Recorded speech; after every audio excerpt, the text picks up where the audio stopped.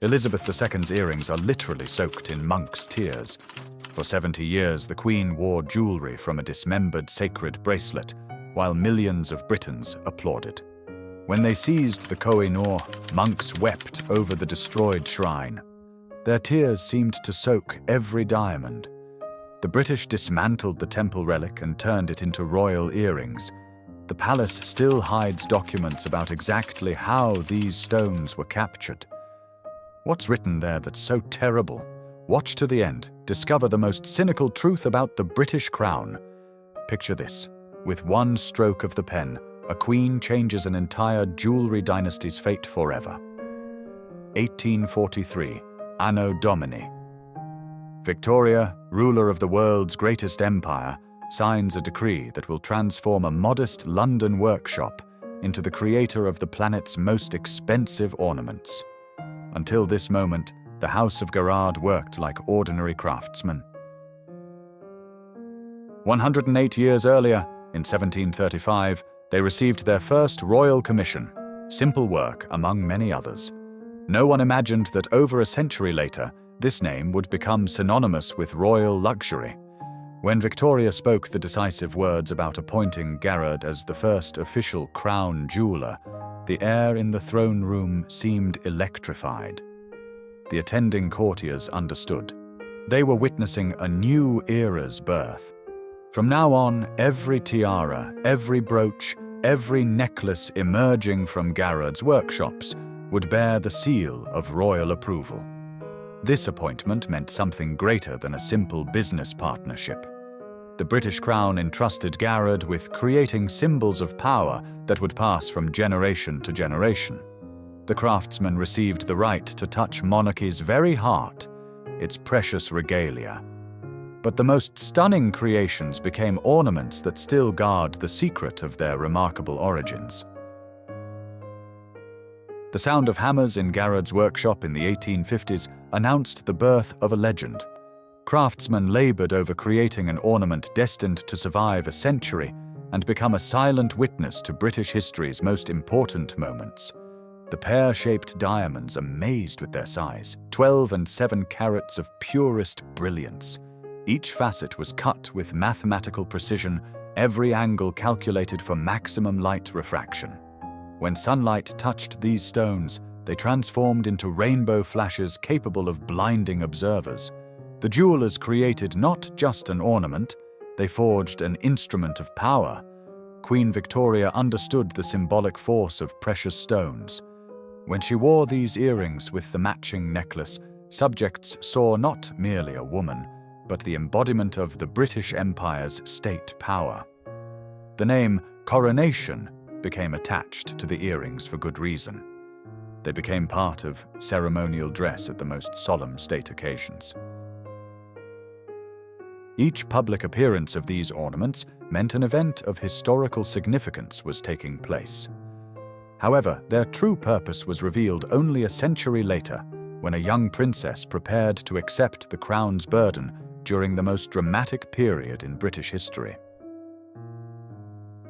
February 1952 brought tragedy that shook monarchy's foundations.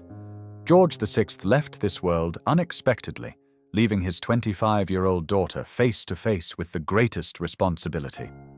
Elizabeth II suddenly found herself on the threshold of fateful changes.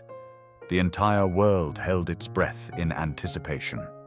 A young woman had to accept the crown of an empire on which the sun never set.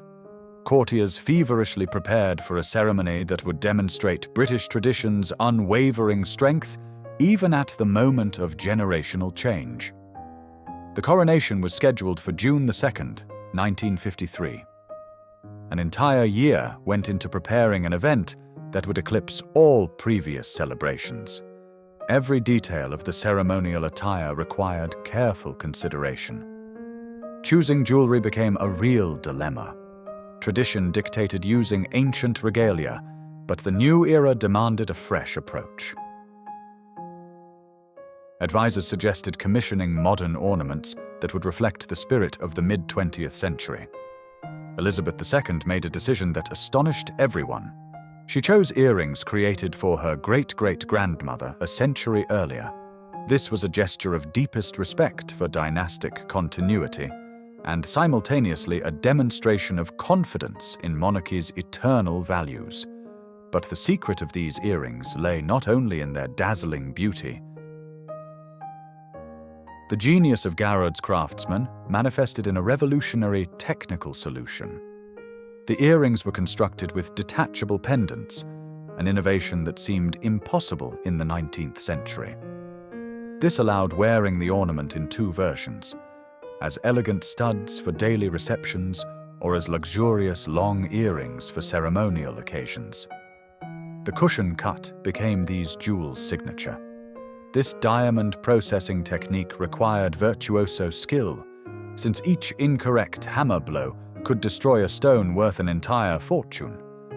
The square outline with rounded corners created a special play of light that made the diamonds resemble frozen stars. The pear-shaped pendants represented true works of art. Their form was not accidental. It symbolized tears of joy that people shed at the sight of their monarch. Each drop of light reflected in these stones reminded of the bond between crown and subjects. Elizabeth II intuitively understood these ornaments' power of impact. At the most important state events, she invariably chose precisely these earrings. Diplomats and heads of state who met with the British Queen remembered not only her words, but also the radiance of precious stones that seemed to emphasize every gesture. However, the most stunning secret of these jewels was connected to one of the most controversial diamonds in human history. 1849 became a turning point in the legendary stone's fate. The Koh-i-Noor, Mountain of Light, a diamond surrounded by centuries of legends and curses, found itself at the center of a colossal political game. The treaty transferring Lahore to the British East India Company contained a special clause. The ancient diamond was specifically designated for Queen Victoria. This 108-carat stone bore the seal of Eastern mysticism. Legends claimed it brought power to men and misfortune to women. Perhaps this is precisely why Victoria decided not to wear it as a whole, but to divide it into parts. Originally, the Koh-i-Noor was set in a luxurious bracelet, surrounded by smaller diamonds. But the Queen ordered this creation dismantled and the jewels used for other ornaments. The main diamond became a brooch, while the stones surrounding it gained new life. The transformation occurred in stages. In 1853, these diamonds became part of the Timur ruby necklace, another symbol of British dominance in India. But this was merely an intermediate stage in their remarkable journey. 1858 brought the final metamorphosis. Garrod's craftsmen received the task of creating new pendants for the coronation earrings, and the choice fell precisely on diamonds from the Koh-i-Noor's setting. Thus, ancient Indian treasures became an integral part of British royal regalia. Disputes about the legality of this transfer continue to this day. The governments of India, Pakistan, and other countries periodically make claims for the return of historical jewels. Each appearance of the Queen in these earrings reminds of the British Empire's complex colonial past. And today, each time wearing these ornaments, the royal family bears not only sparkling diamonds, but also the burden of controversial history. In the 21st century, ancient jewels found new life. The coronation earrings became constant companions to Queen Elizabeth II at the most important state receptions. Each appearance becomes an event discussed by fashion critics and historians worldwide. Television cameras mercilessly capture every glint of light on diamond facets. Millions of viewers try to discern ornament details, unaware of the dramatic history hidden in each stone. The earrings continue fulfilling their function, demonstrating monarchical tradition's unwavering strength. Power symbolism in every diamond remains relevant today. When the Queen meets with presidents and prime ministers, the jewels speak wordlessly about the British Crown's 1,000-year history. They remind that modern diplomacy builds on centuries of experience. Why do precisely these ornaments remain the monarch's favorites? The answer lies not only in their beauty, but in deep connection to dynastic history. Each time wearing Victoria's earrings, Elizabeth II feels a living bond with her great-great-grandmother, who transformed Britain into the world's greatest empire. The connection of eras through jewels creates a remarkable effect of historical continuity. Buckingham Palace guests see not merely ornaments, but material embodiment of British statehood. The earrings become a bridge between the Victorian era and modernity. What secrets do royal treasures still guard? Each new archival research reveals unexpected details about jewels' origins. Perhaps future generations will learn even more amazing stories about stones that today adorn crowns and tiaras.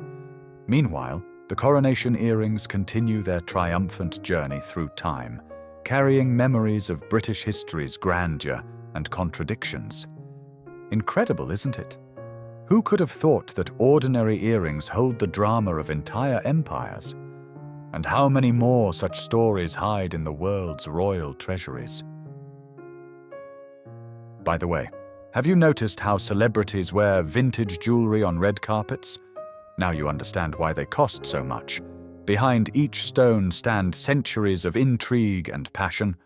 Hit that heart if this was interesting. And remember, the juiciest stories are still ahead.